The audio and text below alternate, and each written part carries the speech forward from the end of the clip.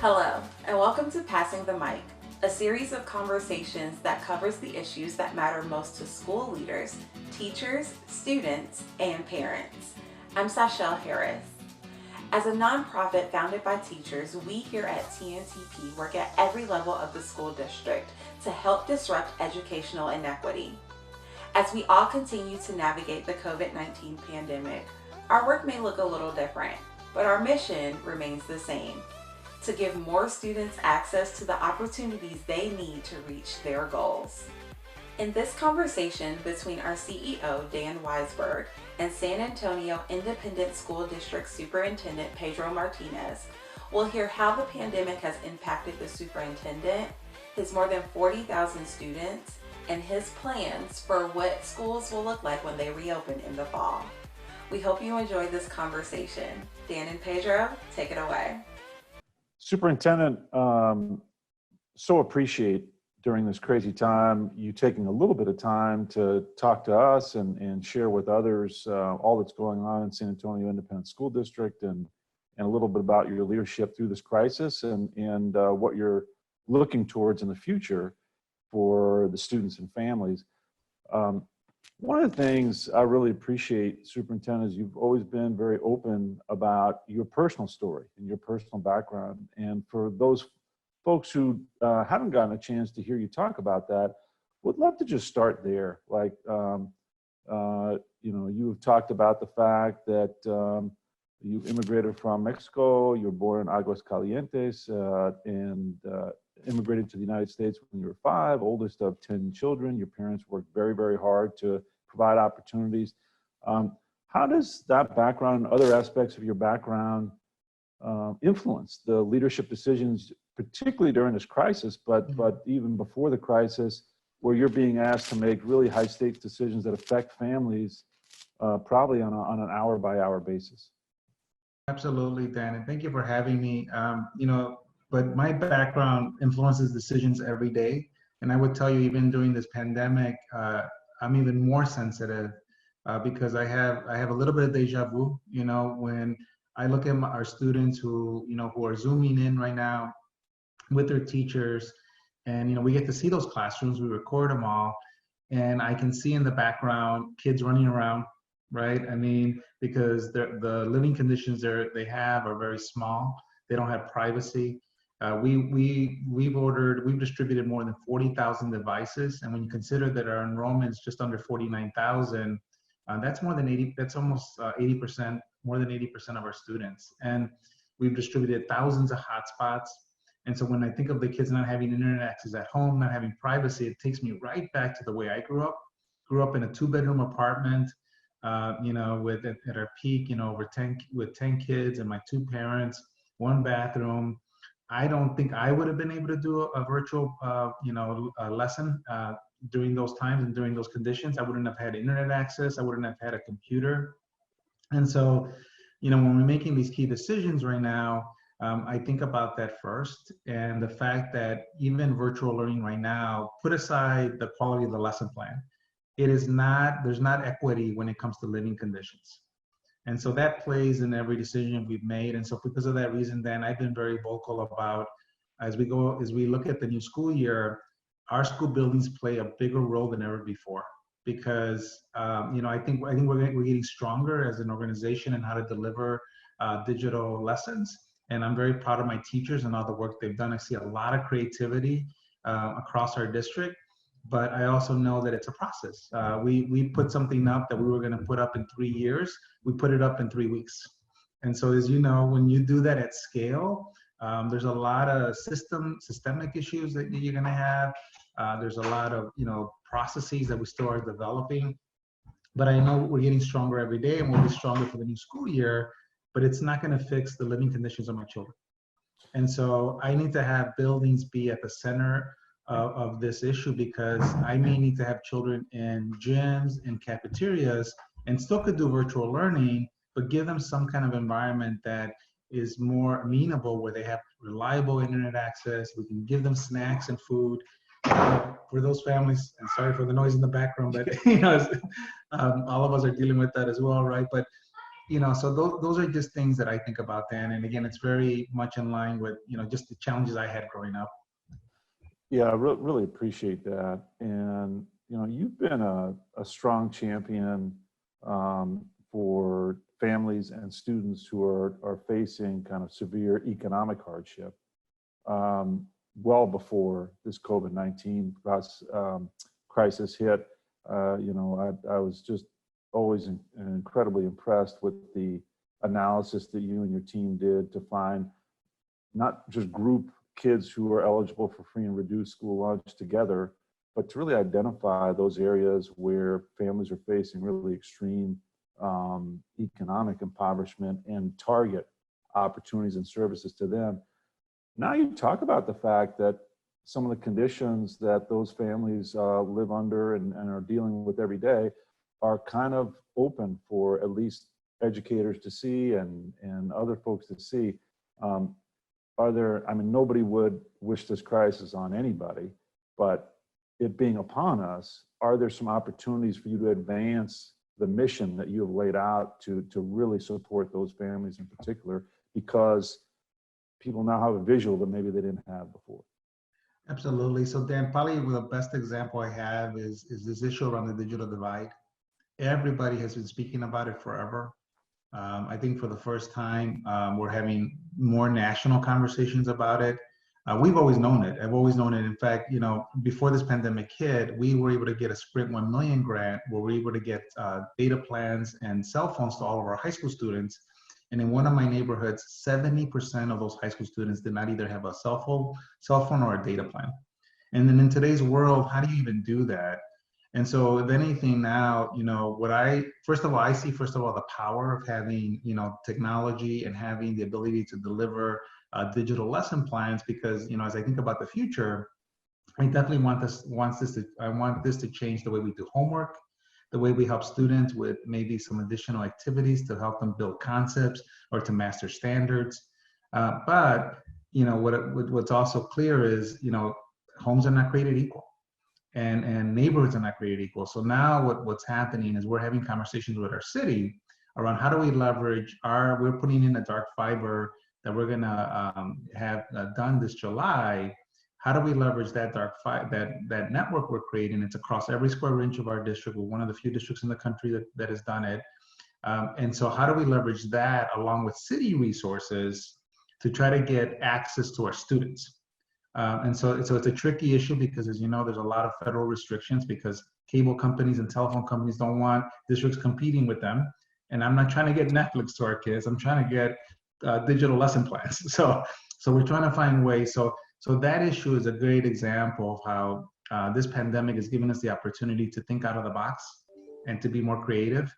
And I really hope that, this is one way for us to leverage technology and the lessons we're learning now to help our students, not just in the now, but in the future, forever in the future. And so it's another example, Dan, of an inequity that our students who have means not only have a lot of assets in terms of their parental assets, to help them with schoolwork, but they also have technology. They also have living conditions where they have privacy in their rooms. And so those are just things that for me, it's just going to help me just to even be that much clearer about how do we help our families longer term, both academically, but also, even though it's not my world, these issues around housing and internet connectivity. So again, I'm hopeful that this crisis, my board president said this in a newspaper article. She said, they asked her, said, well, are you looking for things going back to normal? And what she said, well, normal wasn't that great for us. So I don't want it to go back to normal. I want it to be better. And so I'm hearing now our mayor say the same thing, that even before this pandemic, we already had huge inequities.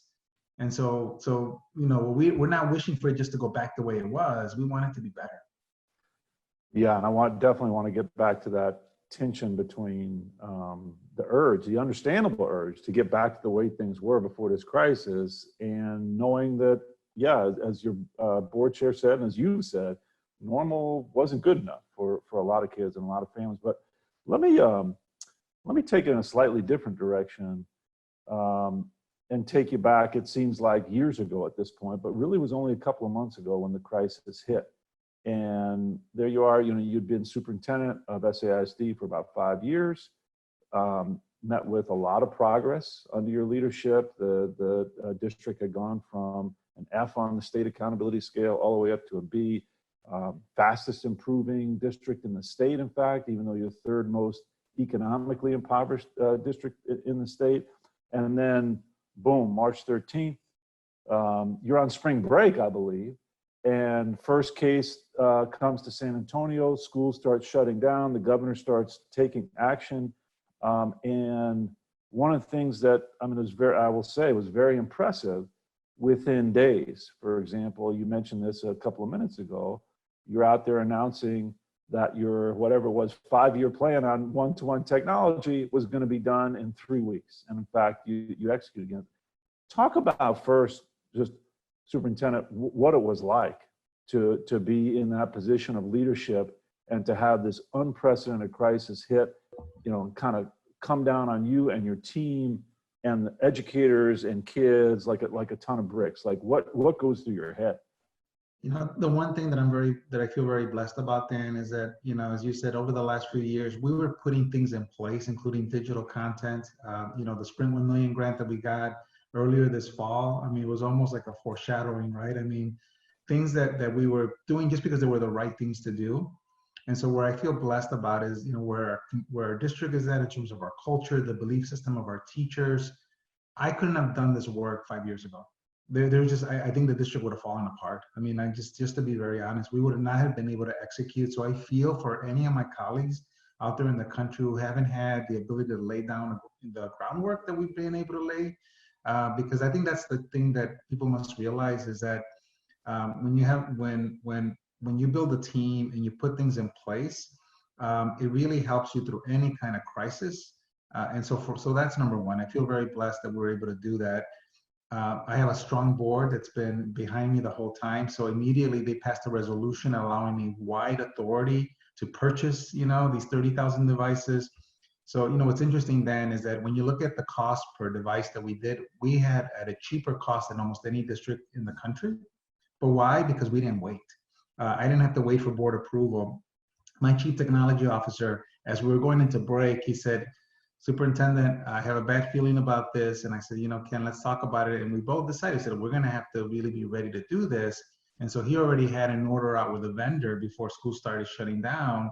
And it was an unofficial order. It was one of those things where you develop a relationship with our vendors, and they had 30,000 devices that they reserved for us. And then, so when we were able to execute at this, and meanwhile, you have all these other districts around the country, including Boston and Chicago and many that, started, doing purchases, and either it was harder for them to get those devices or they had to pay a much higher price. And so for me, as a lesson as a leader, first, I'm just grateful the fact that we've been able to have the luxury to put these things in place. But also, I will tell you the other thing I think that's also helped us in our community, we were united on our values. We were united on, we've done surveys of our teachers, and we have the highest retention rate that we've seen in terms of our teachers staying with, especially our strongest teachers, because they believe in the mission we have to serve our kids. They really truly believe that, for them, the work they're doing is trying to transform lives of children. So I think the biggest challenge then has been that I've seen is when teachers haven't been allowed to go see their kids, even though they see them over Zoom, it's not the same. And so I'm seeing more and more. I had to put very specific orders to our staff not to be out in the community because they wanted to get out there. They knew, like I knew, that many children are in vulnerable living conditions, and they said, I need to go check on them. I said, we can't. And we're still struggling with that then. And I think for us, but like I said, having the foundations that we laid out, the culture that we're still, it's still evolving, but we're forming, the support of the board, I feel blessed we had the conditions to deal with this. 5 years ago, this would have never happened. Yeah, I really appreciate that. Culture is not something that's talked about, I think, enough, but it pays off every day, and it certainly pays off in crises like this. So you talked about the teachers in particular being so bought into the mission and wanting to get out there to the community. One of the things that you have done at SAISD is prioritize contact with each and every student. And last, at least I read, you've been successful in contacting 96% of your students. Would love to hear you talk about that. Like that, this may sound to folks who haven't worked in schools or school system before like an easy thing. It's not an easy thing. What did it take to get in touch with 96% of your students, and what will it take to get in contact with the other, 1,500 or so students who maybe you haven't gotten in contact with yet? Yeah, and so then, one of the things that we saw immediately when we created a tool to track contact with students. We had counselors, social workers, teachers, our paraprofessionals, our principals. And one of the things, so we have a great robust tool, and we feel very fortunate because the state now is going to require a report that shows the kind of efforts that were made to contact students. And so we have that tool in place already that we designed in-house. And it was mainly because it was driven by the concerns that our staff had about the kids, about the students, that many of these students are so vulnerable that if we're not in touch with them, we know they'll go hungry. We know that they just won't have safe conditions at home. And so we have over 2,000 students that were homeless, that we're already worried about in tracking. So we knew that this was going to create even more homelessness because so many of our parents were losing their jobs. And so we created this tool. Initially, when we first did the first set of just figures, there was 20% of our students we weren't able to get a hold of. And that, of course, put a panic in all of us. So we had a sense of urgency. So it was all hands on deck because we wanted to get them devices. We knew that they didn't have devices. We knew they didn't have internet connectivity. So for us, the purpose was very clear. It was not only to just, to get in touch with them, it was to provide resources to them. And so we did that, and we had a massive distribution of devices and hotspots, and we also expanded our meals. We've reached over 1 million meals. We're doing over 60,000 meals a day right now. And so for us, it was about getting them just the basic needs for those families. We also know we have cases of COVID across our community. So we've been getting them resources from the city and the health department for many of these families, so again, who are just so poor. They don't have health insurance. They don't have basic resources. And so we're getting those resources as well. And so now we reached over 96.5%. There's about 1,600 students we haven't reached. What we were planning this week was to do block walking. But we just got word from our mayor that he feels it's too dangerous to do block walking, even though our governor is reopening businesses. So now I'm putting those on hold. And literally right before this call, and so those are decisions we're having to make on, literally, and it's minute by minute, because we already had protocols. We were going to have our parents engagement specialists, as well as our social workers and counselors looking for the 1,600 kids. And now we have to put that on hold. So now I'm right back to the drawing board about how do I find these 1,600 students, because we've tried everything, Dan, from calling, texting, talking to their colleagues. One funny story, one of my principals saw a news story about one of our families, and it was a student. It was a great positive story. And in the background was another student that we were trying to find. So immediately he called that student and said, "Hey, I need to find this other student," and we were able to get in contact with them, right? And we know right now that things are just tough for families. I mean, academics, even though it's our priority, it's not always a top priority for parents when they're trying to figure out just how to stay in their apartment, how to not become homeless, how to get medicine to their children, those basic needs that again, we can't take for granted. And so we're back to the drawing board. I'm literally trying to figure out now, how do I find these 1,600 students? Because our mayor has said that he just feels it's too dangerous right now to be out there in the community. Well, I appreciate you sharing, in real time, these are the sorts of challenges that are coming at you and your team. As you're talking, Superintendent, about having been able to get in touch with over 96% of your students and, pulling out all the stops to get in contact with the other students.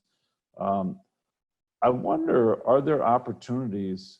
Oh, and the fact that you have pulled out all the stops to provide over 1 million meals, including meals for weekends to your families, and tens of thousands of laptops and thousands of hotspots.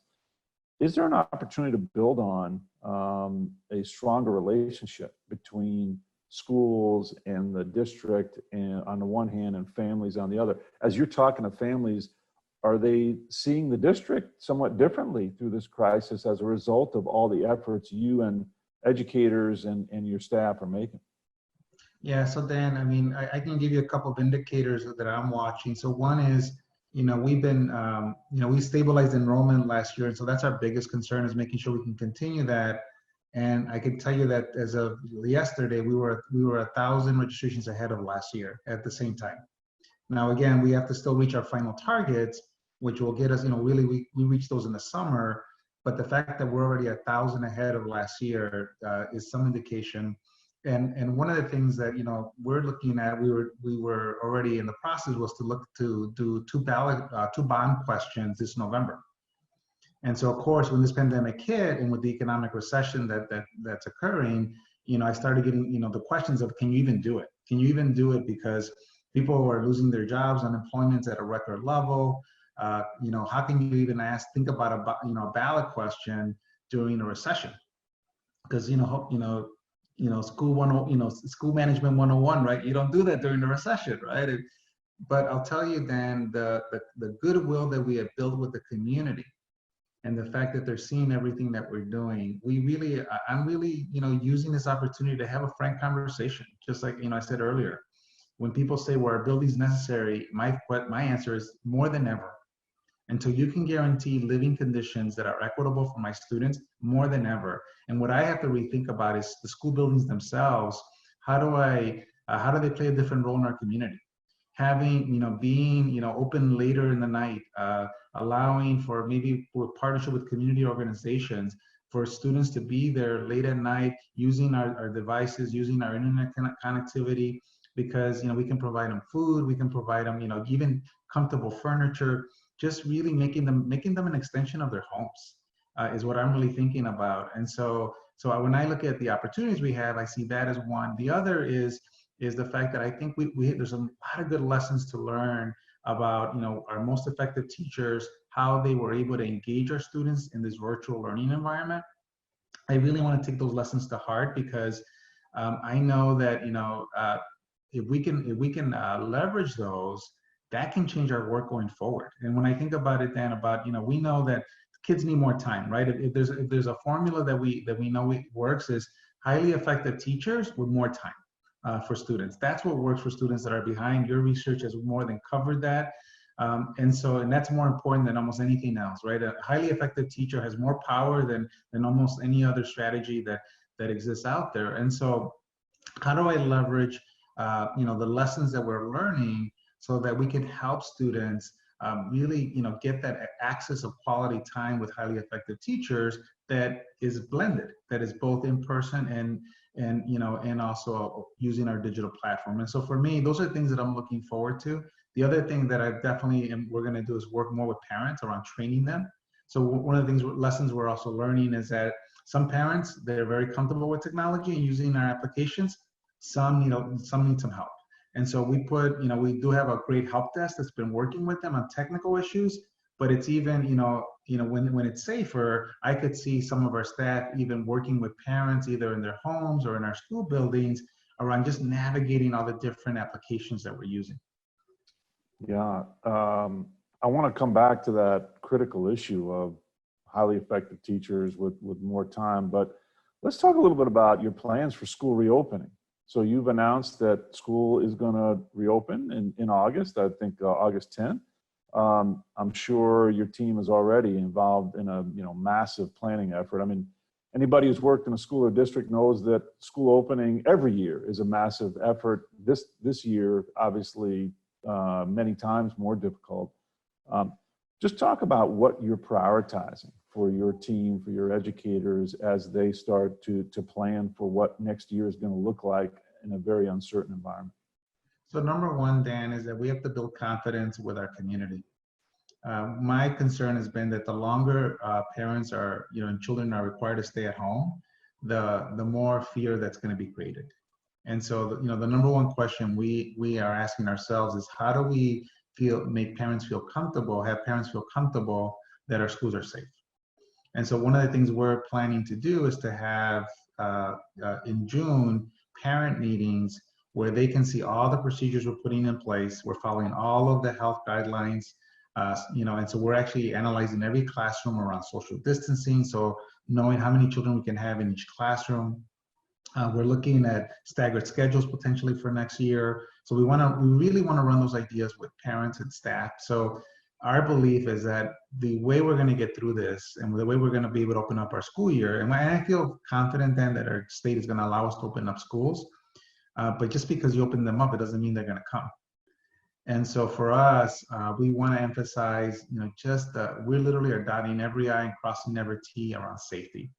Now, in order to make these decisions correctly, we know that we have to do them together with parents and with staff. And so every one of my principals across 100 schools will be having parent meetings. We'll be doing some surveys around their, because we have different ideas about staggered schedules. And then of course, we're gonna have some parents, and they're already telling me, some parents are saying, I don't think I'm gonna feel safe sending my child. And I said, that's okay. We'll have a plan for you. The only thing I ask is be flexible, because I'm an optimist. I think a vaccine is just around the corner. I don't think it's going to happen the first semester, but by the second semester, we could have a vaccine, we could have immunizations occurring. And so let's be flexible because we know that, things change, and they literally change on a daily basis. Yeah. Really appreciate the emphasis on engagement with parents and in the rush to make those decisions. With just overwhelming logistical public health issues, I can understand if some systems are kind of rushing ahead and not spending time with parents. But as you say, just because you have a plan to open schools, you open schools, doesn't mean parents are going to be comfortable sending their kids. So that engagement seems so critical. So, okay, so you open next year. I want to go back to your comment, which I think is such a key insight around how do you leverage the great educators that you have in SISD. And question on that, right now, your teachers are doing distance learning. You talked earlier, they're being incredibly creative, incredibly determined in connecting with their students. Like anything else, I assume some teachers at SISD are really excelling. And they're seeing kids really engaged on Zoom or other online platforms, and really providing great learning experiences. Other teachers probably still learning how to do distance learning. Are you able to do anything now to identify who are those teachers who are excelling, so that they can be kind of the leaders going forward, as you're going to need to have distance learning for some period of time? Yeah, so what's great, Dan, is we definitely, because we record every lesson, we have a lot of great data that we're in the process of analyzing. And what I've just asked, especially different stakeholders, including our board, is let's use this as a learning experience, not as a way to punish people or to identify things that are wrong. Because even our commissioner statewide, I mean, he's realistic. He said, look, I asked you to put this up in a matter of weeks, and there's 1,200 school districts in Texas. We know quality is going to vary, and especially not even factoring in, children that live in poverty or all the challenges we're trying to address. And so what we're doing is we're looking at right now, just for example, some of my teachers have been recognized by the state for having some of the top digital lesson plans. So one of my science teachers at my most impoverished high school got identified by the state as having one of the top set of lesson plans. And so what I really want to do is look at what we've done, create, as we think about next year, leverage, really look at, where we had high student engagement, because, and part of the challenge, Dan, is that it's not as simple as, well, this percentage of kids are logged on. It's not that simple. It really is more. And what I suspect is there's going to be certain factors that are required to make this successful. So for example, not only the skill set of a teacher, and as you said, some of our teachers are becoming masters at creating digital lessons. And and there's a lot of creativity. They do a lot of engaging visuals and engaging exercises. And so, for us, and I've seen it across the gamut, from the core subjects to PE to music. We have a mariachi teacher. There's a video on YouTube that went viral, where it has all of our mariachi students, playing. I mean, just some really cool stuff. But I also think one of the things that I'm seeing, Dan, is I suspect that the teachers who had the best relationships with our students before the break, the strongest relationships, they're the ones that are getting the highest engagement. And so one of the questions that that I'm asking myself is, how do I take these lessons around relationship building and really factor those in as we look at our professional development to the new year? Because we're going to be able to take all these lessons around lesson design, engagement, and we'll be able to have teachers share with each other. We've created that kind of structure as we do professional development. So that part, I think we'll be able to benefit a lot. And I think, this is also a time nationally for us to look at good lessons across the country. And by the way, Dan, I would love your organization to take a lead in that, because you guys have always been leaders around human capital and talent.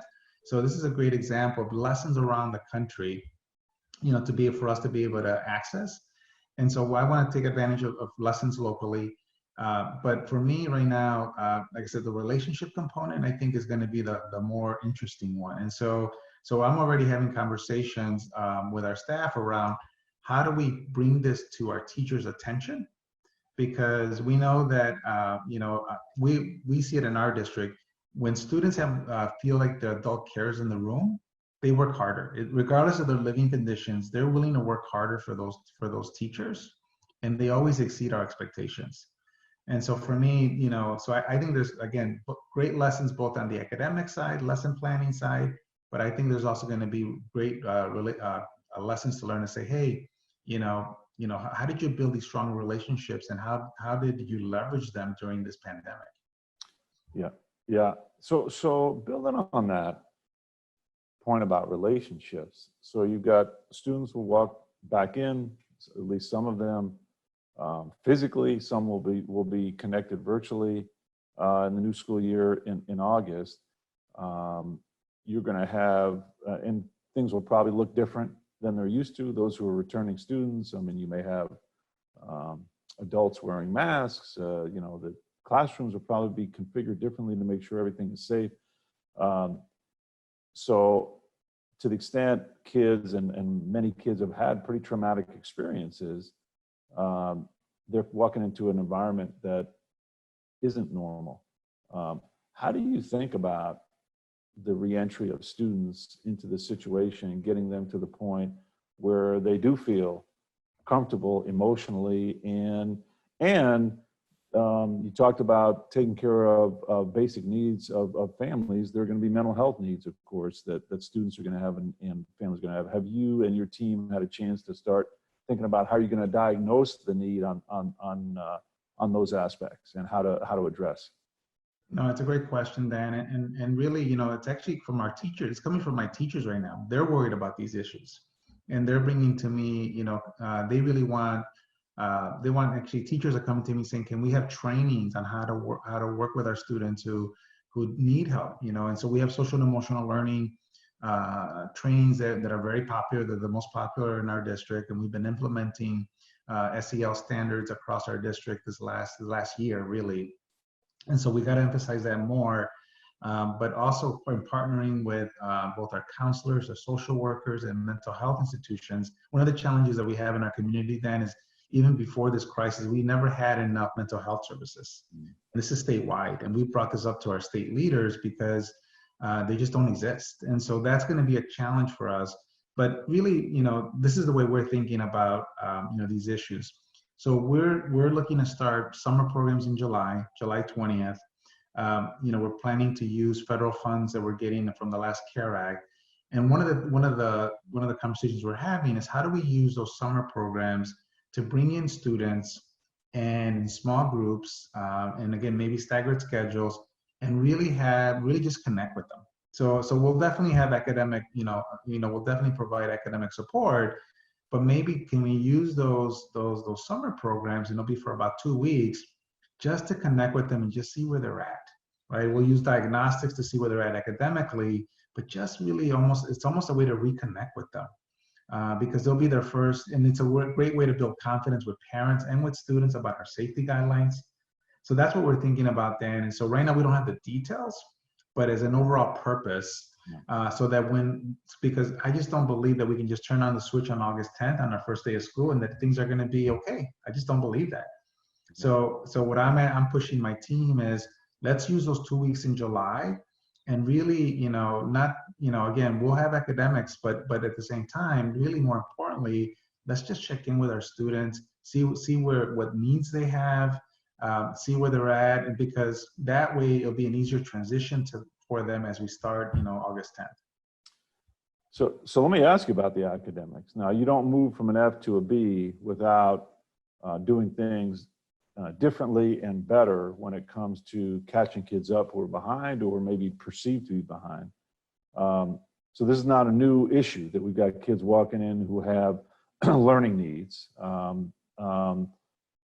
Typically, if I can editorialize for a second, what we do across the country when we have kids who are behind is we kind of isolate them, give them lower level work and hope that they build, the fundamentals to then catch up. But we have a pretty poor record at doing that. That approach of kind of isolating kids and meeting them where they are doesn't have a good track record if you look at the research. You and SAISD have started to do things differently, have a different approach. Now, those needs will be greater. You have more kids who have more learning needs. How are you thinking about that? And how's your academic team thinking about that challenge and not just falling back on traditional methods, which often have just exacerbated inequities? So, what's interesting then is we see this as a great opportunity because, one of the things that we've done in partnership with TNTP is really have these conversations about at grade level instruction. And we know that across the country, for many of our high poverty kids, they get below grade level instruction. And I always use this analogy, right? Imagine if you were lost and somebody said, hey, just go a little slower and you'll get your destination faster. Would that work? But that's exactly what we do in academics. We slow things down for our students with still the same goals of getting them to the same place at the same time, and that doesn't work. And so one of the opportunities we see is to really emphasize, and we've been doing it for the last 5 years, as you said, and we've seen a lot of progress. But I think more than ever, I'm very blessed to have an amazing chief academic officer. Her name is Patty Salzman, one of the best in the country. She's created a dynamic team, and what she's looking at is what are the things that every child, I'm going to simplify it, but what does every child need to know by grade level and subject for us to be able to accelerate learning. And so she's creating those tools now for our teachers. And I would ask across the country for all my colleagues to have that emphasis. This is not the time to slow things down. This is about acceleration. And so for us, and I believe we can leverage technology and these blended platforms to get more time with our students in a way we never could before. And so I just believe right now that's going to be our approach. So we're going to focus on, like I said, these essential skills that children need to have by grade level, by subject. A lot easier said than done right then. But you guys have always driven that, that research. And I think for us, I'm actually looking forward to these conversations with our teachers about, look, I know that it's hard because we're going to ask you to create, at grade level lesson plans and scaffold them. And I know what you're going to say. You're going to say the students are going to be further behind, but I think what we're going to tell them is we're doing this together with you. We're doing this together. Let's leverage all the lessons and tools we have in place because then we didn't have devices for every student before. We didn't have internet access for every student before. So it wasn't like to be fair to teachers that they could leverage these tools. We didn't have digital lesson plans. And so now that we have these tools, my challenge to the staff and to our teachers, how do we leverage these? How do you solve these problems? Because I know they get they're just as frustrated as all of us, right? I mean, they want their children to learn and they want to be able to figure out how to accelerate learning. So again, Dan, this is another great example of, I would love to see lessons around the country around how do we accelerate instruction using these tools.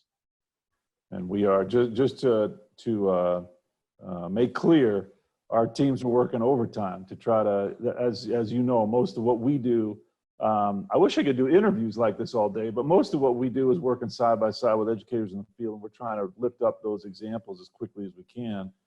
So look forward to working together on that. But let me say, Superintendent, I mean, some people listening to this might be having a little cognitive dissonance, and I'll explain what I mean. So you just a couple of minutes ago talked about how student social emotional health, mental health is job one. and that's what you're going to really focus on first in July and summer school and so forth, and you can continue to focus on that in August when school opens. But then you're also saying let's not slow down on academics. Like, that's not the right thing. For some people, as you listen to these debates and discussions, they see those things in tension. Well, you know, that somehow if we are putting demanding material academically in front of kids, that is going to have a negative effect on their emotional well-being. Talk about, what would you say of folks who think those two things are in tension? So one of the things we know, Dan, and the research shows us very clearly, and I've always said this to our staff, you know, the reason that we see so many discipline issues, especially starting in middle school and in the upper grades in elementary, that's where it starts, is because I always say this, you know, as our students get older and they get further behind and they lack those essential skills, you know, to go from one grade to another, or to be able to master content from one grade to another, you know, eventually they figure that out as they get older. In other words, they realize that they didn't get those skills and they don't know how to express themselves sometimes. And so they just get angry, they get upset. And I really believe that's really the big source of it. And so for us, you know, we've been struggling with literacy, especially at the younger grades, forever. I mean, this has been one of our biggest challenges. We're not alone in the country. We know that children who just don't have the resource at home start severely behind in kindergarten. And even with preschool, that's not a guarantee either. And so for us, you know, when I think about this tension, I would argue that the reason we have this tension is because we slow things down. Is that if you really want your children to do well emotionally and mentally, that the way to do that is to accelerate their instruction and build the confidence. I always tell our staff, you got to build their armor. This world is not kind to poor kids. It's just not, Dan. And whether they go to college or in the work city, it's not kind. You know, people just have expectations about what individuals are supposed to be able to do. And when they can't do them, they get judged, regardless. And nobody cares that they came from a poor environment. And so what I tell our teachers, you got to build their armor. That is your job. You got to build their armor, because this world is a cruel world. And so for us, and I say that, you know, what I know, there's good, you know, I believe in good human nature, but I just know I know the challenges our kids face. And so I would challenge anybody to say that these things are odds. I actually believe that you know, that the issues you know, that children have are because we don't accelerate instruction. The SEL issues that we have are because we keep children behind. Now, that's a really powerful statement. Let me go from what I think is pretty profound to something maybe a little more prosaic but important. You know, you prioritized talent at NSAISD since the first day you became superintendent. One of the operational issues that is not going away is we need to bring talent in. So at a time when I know you're facing potential budget cuts, enrollment, which is, I mean, it's terrific that it's ahead of your normal pace, but that's always a question mark. But you know you're going to need to hire teachers in an environment where you can't go out and do job fairs and do some of the things that your HR department normally does. How are you thinking about that challenge of making sure that, in addition to everything else you've got to prepare for, then when next year comes, you have really good, qualified teachers in front of every classroom? So I think, Dan, first it starts with the culture we're building. You know, and you said this before, we don't talk enough about culture. And it's at the school level, it's at the district level. When schools start getting used to success, they don't want to go back. When districts start getting used to success, they don't want to go back. And so I'll tell you, every one of my school leaders knows, and you know, and I always think back of your research of the irreplaceables. You know, they know that when they have strong talent in a building, it is almost impossible to replace it. And so one is you know, we continue to have efforts around retention. And so we look at, for example, we have the TNTP surveys that we do every year, and they've gotten stronger every year. And we look at them at the school level. We really look at them to see where, because we don't bet 1,000%, right? We have schools that are doing much better than others, and so we learn from that and we make changes. I literally make leadership changes based on those surveys at some of our schools, because I tell teachers, If this is the way you're gonna tell me you're not happy and that we don't have an effective leader, I'm gonna listen. I'm gonna listen, you know. And so I've kept my word with our teachers about that. And so we really use data as number one. We have virtual hiring fairs that we're doing even now as we speak. The good news is that our district, because we're getting so much local and national recognition, we do get a lot of interest for people to want to work for us. And for us, Dan, the biggest thing is making sure they're aligned to our values. Making sure they know this is the kind, you know, we don't have any school by design that is not a Title I school. We don't have any school by design that doesn't have at least 50% poverty. At least a fourth of our most impoverished children with our new poverty system that the state has adopted. That's by design. I mean, we don't allow schools to become, to not be diverse in terms of poverty. And so we leverage all those things together. And like I said, we're very blessed, and we have a master teacher initiative, and now the state is adopting a similar initiative. We're applying to be part of the state initiative this next year.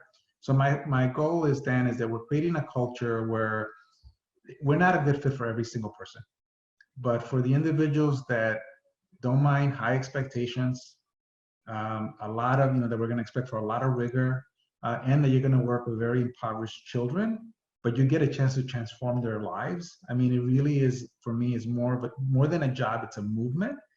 If you're willing to sign on to that, we will embrace you, and we will learn together, and we will support you. And that's the main message we're trying to send to our staff. We won't bet 1,000% every year, Dan, but every year we're going to get better. And so that's the commitment we try to make. And so far that's working for us. And so what's going to be interesting as we go into the next year is I'm really curious to see across the country what happens in terms of hiring. So we're right now making sure that we're protecting jobs. That's our number one priority, because we've built up talent. I am fearful that, different things are happening across the country with state cuts. I am fearful that we could have another, like we did in 2009, which was just havoc for the school district. So that's right now, we're trying to navigate that. We're still trying to figure out what's going to happen in Texas. But I feel for all my colleagues that already know they're going to have significant cuts. I know, like in Ohio and a few other states, they're already announcing that. So let me really appreciate how much time you've been able to give us. Let me ask the superintendent one last question. If you're talking to, which I know you do on a regular basis, say a young person who's coming into high school in SAISD next year, and with all the hopes and aspirations and energy and worries and concerns, what would you say that he or she should expect for their high school career in SAISD, and what commitments do you want them to hold you to? So I think first of all, Dan, I want our students, incoming high school students, to know that we want to prepare them to be leaders. We want to prepare them to have high aspirations. So we have over 80% of our students in this graduating class that got accepted into college. I'm worried about whether all of them will go, because some of them are changing their college plans to work and to be closer to family. And I understand it, but we're trying to still build up their confidence. But what I would tell our high school students, we have multiple options and career paths. And really the goal for us is to help them find their passion.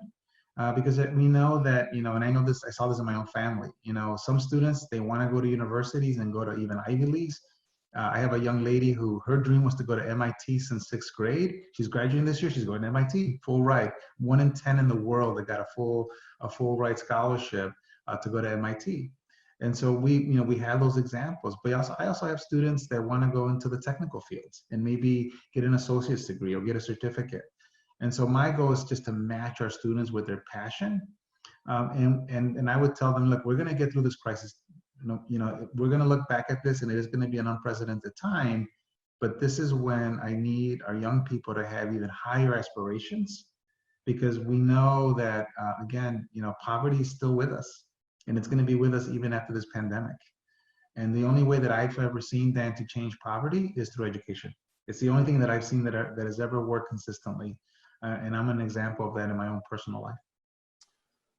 Thank you so much, Superintendent. Really appreciate it. There's so much going through my head. You've given us a lot of food for thought, but really appreciate you taking time. I think all of your messages are going to be helpful to our folks at TNTP and to your peers and educators around the country. Thank you so much. Thank you, Dan. I value our partnership. I mean, you guys have been with us all the way, and so thank you for all the great work you do. And I know you're going to be doing even more great work. Thank you. Thank you for joining us for this edition of Passing the Mic. We encourage you to keep the conversation going and share your thoughts with us on social media using the hashtag #PassingTheMicTNTP. We look forward to connecting with you next time. Until then, stay safe.